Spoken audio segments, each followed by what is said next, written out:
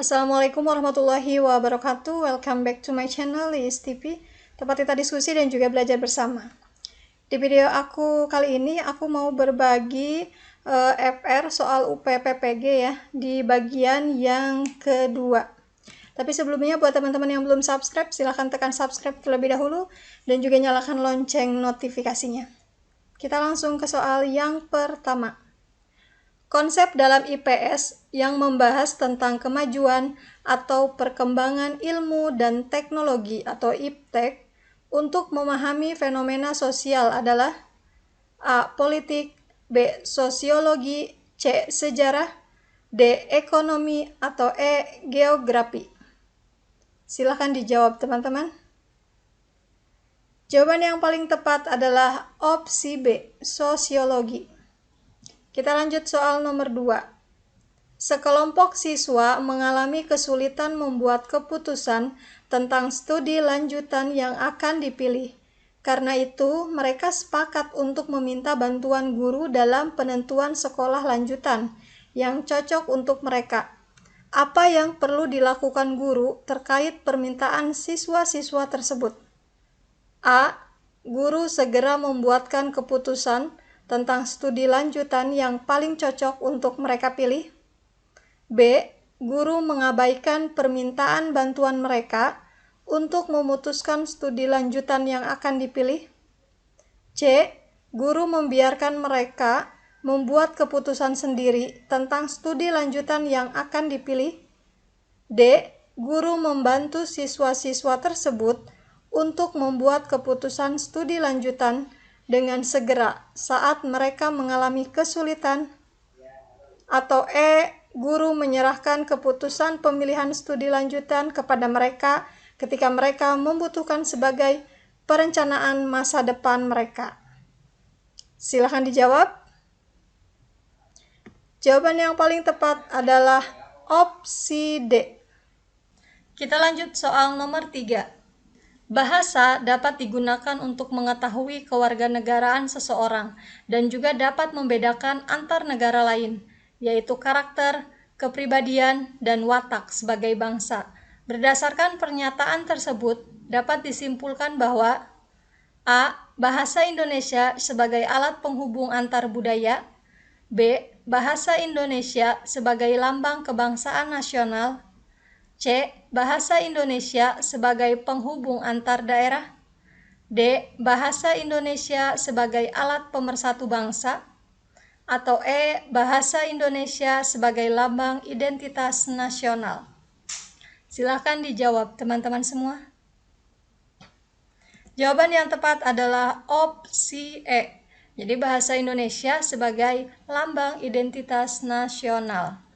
Soal nomor 4. Salah satu dampak negatif hadirnya era globalisasi dalam melunturnya pemahaman siswa akan budaya lokal di daerahnya. Untuk menumbuhkan pemahaman siswa tentang kehidupan dan budaya lokal daerah masing-masing, guru menggunakan pendekatan pembelajaran berbasis A. Teknologi, B. Proyek, C. Kearifan lokal, D. Teknologi informasi, atau E. Masalah. Jawaban yang paling tepat adalah opsi C. Kearifan lokal. Soal nomor 5.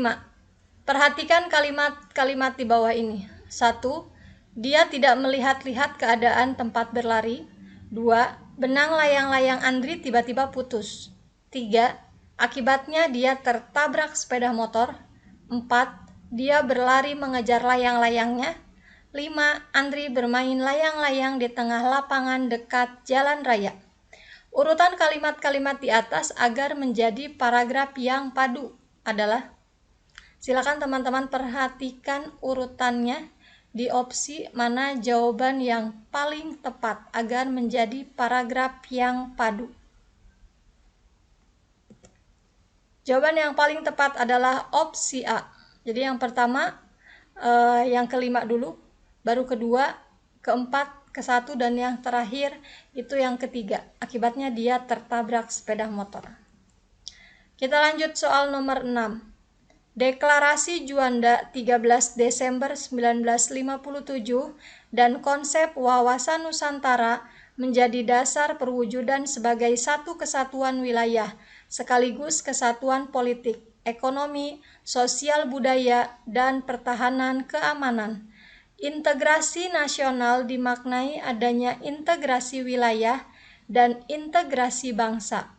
Integrasi atau kesatuan wilayah berarti disepakatinya daratan dan lebar laut menjadi wilayah kedaulatan negara Indonesia yang diakui oleh dunia. Berapakah lebar laut teritorial Indonesia yang berdasarkan Deklarasi Juanda? A. 200 mil laut yang dikenal dengan istilah zona ekonomi eksklusif. B. 3 mil laut diukur dengan menarik garis pangkal berdasarkan garis air surut pulau sesuai dengan aturan Ordonansi 1939. C. 200 mil laut diukur dari landasan kontinen. D. 12 mil laut yang diukur dari garis pantai seluruh pulau-pulau yang sedang surut di seluruh wilayah Indonesia. Atau E. 12 mil laut yang diukur dari garis dasar atau pangkal luar seluruh pulau-pulau terluar dan karang kering terluar kepulauan di seluruh wilayah Indonesia. Jawaban yang tepat adalah opsi E. Kita lanjut ke soal nomor 7. Ketika guru memberikan pembelajaran matematika tentang debit air, siswa melakukan percobaan menggunakan galon diisi air sampai penuh. Kemudian dialirkan melalui selang. Siswa mengukur lama waktu yang diperlukan sampai air dalam galon habis. Siswa melakukan percobaan beberapa kali dengan volume galon yang berbeda. Percobaan di atas menghasilkan simpulan bahwa debit adalah A. Banyaknya air yang mengalir dari suatu sumber persatuan waktu. B. Untuk memenuhi keutuhan air, pengairan air agar tidak meluap. C. Banyaknya air sungai dari daerah pegunungan yang mengalir ke selokan-selokan persatuan waktu. D. Banyaknya air yang mengalir dari tempat tinggi ke tempat yang rendah. Atau E. Air dalam suatu tempat harus lebih cukup untuk disalurkan ke saluran yang telah disiapkan. Silahkan dijawab, teman-teman. Jawaban yang paling tepat adalah opsi A. Soal nomor 8. Pada saat bersamaan, Anda memiliki 3 tugas sekaligus. Pertama, kepala sekolah mewajibkan Anda dan guru lainnya untuk menghadiri sebuah acara yang diadakannya. Kedua, Anda harus mengantarkan salah satu anggota keluarga untuk memeriksakan diri ke rumah sakit. Ketiga, Anda harus membimbing siswa yang hendak mengikuti ujian nasional. Apakah tindakan yang terbaik yang akan Anda lakukan? A. Mendahulukan tugas sebagai seorang guru dan kemudian tugas penting lainnya. B. Melaksanakan tugas-tugas di sekolah dan mengesampingkan tugas-tugas lainnya. C. Mengantar anggota keluarga ke rumah sakit karena keluarga lebih utama dari semuanya. D. Menaati pimpinan sehingga lebih mendahulukan hadir di acara kepala sekolah. Atau E. Mengutamakan kewajiban yang sesuai dengan komitmen walaupun kadang tidak sesuai dengan aturan. Silakan dijawab. Jawaban yang tepat adalah opsi A. Soal nomor 9. Gambar alat tersebut dapat digunakan sebagai media berupa replika dari paru-paru manusia. Mekanisme yang terjadi ketika balon bagian bawah ditarik di bawah adalah, jadi nanti soalnya itu akan disediakan gambar replika dari paru-paru ya teman-teman. Yang ditanyakan adalah mekanisme yang terjadi ketika balon bagian bawah ditarik di bawah adalah A. Otot tulang rusuk mengembung, otot perut mengendur, menekankan diafragma, kemudian rongga dada mengecil, udara terlepas atau ekspirasi. B. Tulang rusuk mengendur ke bawah, rongga dada mengecil, udara terlepas. C. Udara dihirup, kemudian rongga dada membesar, isi rongga perut tertekan, kemudian tekanan dalam rongga dada membesar. Proses inspirasi. D. Udara dihirup, tulang rusuk terangkat, kemudian rongga dada mengecil. Atau E. Udara dihirup, rongga dada membesar, kemudian isi rongga perut tertekan, dan tekanan dalam rongga dada mengecil. Atau inspirasi. Jawaban yang paling tepat adalah opsi E. Soal nomor 10. Pada suatu saat, seorang guru berada dalam kondisi di mana tugas-tugas di sekolah menumpuk. Hubungan dengan salah satu seorang teman guru sedang ada masalah. Sedangkan di rumah juga ada persoalan yang cukup serius. Jika Anda sebagai guru mengalami keadaan yang demikian, yang Anda lakukan adalah A. Tetap melaksanakan tugas seadanya, karena dengan kondisi tersebut semua warga sekolah termasuk siswa pasti maklum adanya. B. Melampiaskan semua masalah dengan cara marah-marah pada siswa pada saat pembelajaran untuk mengurangi beban yang ditanggung. C. Menyampaikan masalah tersebut kepada siswa supaya siswa memaklumi perubahan penampilan guru dalam pembelajaran. D. Berusaha dengan senang hati melaksanakan tugas sebagaimana mestinya tanpa terpengaruh oleh masalah yang ada. Atau E. Mengajukan permohonan cuti supaya masalahnya tidak mengganggu penampilan di kelas pada saat pembelajaran berlangsung. Silahkan dijawab. Jawaban yang tepat adalah opsi D. Soal nomor 11. Cermati ilustrasi berikut. Pak Darto mengajar kalimat ajakan, perintah, dan penolakan. Langkah awal yang dilakukan Pak Darto adalah meminta peserta didik untuk membaca wacana yang di dalamnya terdapat kalimat perintah, ajakan, dan penolakan. Kemudian Pak Darto memberikan pertanyaan tentang kalimat tersebut. Peserta didik menemukan masalah dan mencoba membuat hipotesis. Peserta didik membentuk kelompok untuk menjawab masalah tentang kalimat perintah dan lain-lain tersebut. Kemudian mengumpulkan data, membuat laporan, dan menyajikan hasil belajar. Sintaks pembelajaran di atas merupakan ciri pembelajaran menggunakan model A. Project based learning, B. Discovery learning, C. Inquiry, D. Times game tournament, atau E. Problem based learning. Jawaban yang paling tepat adalah opsi E. Problem based learning. Soal nomor 12. Di SDN Sumbersari, hasil belajar muatan PKN siswa kelas 5 dianalisis dengan kriteria ketuntasan belajar minimal individu skor minimal 75. Pencapaian ketuntasan secara klasikal minimal 80 siswa kelas. Setelah dianalisis, guru tersebut menemukan bahwa penyebabnya adalah aktivitas pembelajaran rendah dan siswa pasif belajar, sehingga perlu memberikan metode pembelajaran yang sesuai. Ketika dia melakukan PTK, maka judul yang sesuai dengan permasalahan di atas adalah A. Pengaruh variabel guru terhadap proses dan hasil belajar muatan PPKN pada siswa kelas 5 SDN Sumbersari. B. Efektivitas penilaian proses dan hasil belajar pada pembelajaran muatan PPKN. C.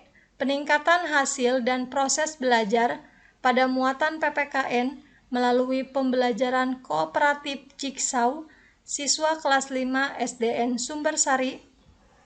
D. Peningkatan hasil belajar pada pembelajaran muatan PPKN melalui penggunaan diorama siswa kelas 5 SDN Sumbersari. Atau E. Pengaruh pembelajaran kooperatif Jigsaw terhadap hasil dan proses belajar siswa kelas 5 SDN Sumber Sari? Jawaban yang tepat adalah opsi C. Kita lanjut ke soal nomor 13. Pernyataan di bawah ini yang bukan merupakan prinsip model pembelajaran konstruktivisme adalah: A. Menggunakan berbagai sarana yang sesuai dengan muatan matematika. B. Menyediakan pengalaman belajar mengkonstruksikan pengetahuan tentang matematika kepada peserta didik. C. Memotivasi peserta didik untuk melakukan sesuatu dalam pembelajaran matematika. D. Pembelajaran matematika dilaksanakan dengan menghafal rumus-rumus. Atau E. Pembelajaran matematika dilakukan dengan mengaitkan pada situasi nyata yang sesuai dengan kehidupan sehari-hari. Silahkan dijawab. Jawaban yang paling tepat adalah opsi B. Soal nomor 14. Perhatikan ilustrasi berikut. Aditya pada masa perkembangan bahasanya telah mulai belajar menggunakan satu kata yang memiliki arti yang mewakili keseluruhan ide. Masa tersebut dicapai saat anak telah berusia A. 3-5 tahun, B. 2-3 tahun, C. 8-24 bulan, D. 12-18 bulan, atau E. 0-12 bulan. Jawaban yang tepat adalah opsi D. Nomor 15. Bangsa Indonesia merupakan bangsa majemuk karena masyarakatnya terdiri atas berbagai kelompok orang yang memiliki keragaman. Ciri keragaman yang berbeda-beda. Guru dalam mengajarkan materi keragaman budaya perlu menggunakan budaya yang tepat untuk materi dapat tersampaikan kepada siswa. Berikut ini manakah yang merupakan pendekatan dalam pembelajaran IPS untuk mengajarkan materi-materi ajar IPS tentang keanekaragaman budaya Indonesia? A. Interdisipliner, B. Multikultur, C. Problematik, D. Autentik, atau E. Metodologis. Jawaban yang tepat adalah opsi A. Interdisipliner. Soal nomor 16. Perhatikan pernyataan-pernyataan di bawah ini. 1. Tanaman baru yang dihasilkan belum tentu memiliki sifat yang sama dengan induknya. 2. Biaya yang dikeluarkan relatif murah. 3. Varietas yang baru muncul belum tentu lebih baik. 4. Tanaman yang dihasilkan memiliki perakaran yang kuat. 5. Waktu berbuah lebih lama. 6. Waktu berbuah lebih cepat. 7. Tanaman baru yang dihasilkan tentu memiliki sifat yang sama dengan induknya. Pernyataan di atas yang merupakan keunggulan teknik perkembangbiakan mencangkok adalah: A. 1, 3, dan 5, B. 1, 4, dan 7, C. 1, 2, dan 5, D. 1, 2, dan 4, atau E. 2, 6, dan 7. Jawaban yang tepat adalah opsi E. Kita lanjut ke soal nomor 17. Untuk menyelidiki pengaruh pemberian pakan terhadap pertumbuhan ikan lele, pakan yang diberikan berasal dari campuran sayuran dan gandum. Indikator pertumbuhan ikan lele yang diukur adalah panjang dan berat ikan. Setiap 2 minggu, siswa diminta mengamati pertumbuhan ikan lele tersebut. Berdasarkan kegiatan tersebut, yang menjadi variabel bebas adalah: A. Pakan yang diberikan, B. Jenis ikan lele, C. Pertumbuhan ikan lele, D. Panjang ikan lele, atau E. Berat ikan lele. Jawaban yang tepat adalah opsi A. Soal nomor 18. Ketika guru melakukan koreksi hasil ulangan, menemukan jawaban yang sama pada beberapa peserta didik. Padahal, guru sudah mengingatkan agar tidak saling mencontoh satu sama lain dalam mengerjakan soal. Dalam kondisi demikian, tindakan guru yang sebaiknya adalah: A. Mengurangi nilai pada semua peserta didik yang jawabannya sama. B. Memberi nilai secara objektif dengan memberi tambahan nilai pada peserta didik yang jujur. C. Menilai semua pekerjaan peserta didik secara objektif dengan mempertimbangkan semua aspek. D. Membatalkan hasil ulangan semua peserta didik dan melakukan ulangan kembali. Atau E. Mengurangi nilai pada peserta didik yang memberikan contoh jawaban. Jawaban yang tepat adalah opsi C. Soal nomor 19. Sebagian wilayah desaku akan dijadikan suaka alam karena terdapat banyak sumber air. Makna kata bercetak tebal adalah daerah perlindungan. A. Alam seisinya. B. Hewan. C. Ekosistem tertentu. D. Tumbuh-tumbuhan. Atau E. Daerah perlindungan hewan dan tumbuhan. Jawaban yang tepat adalah opsi A. Alam seisinya. Soal yang terakhir. Bacalah penggalan cerita berikut. Hari ini aku lelah sekali. Aku tak ingin pergi bermain bersama Dika dan Bayu. Padahal aku telah berjanji untuk pergi bersama mereka.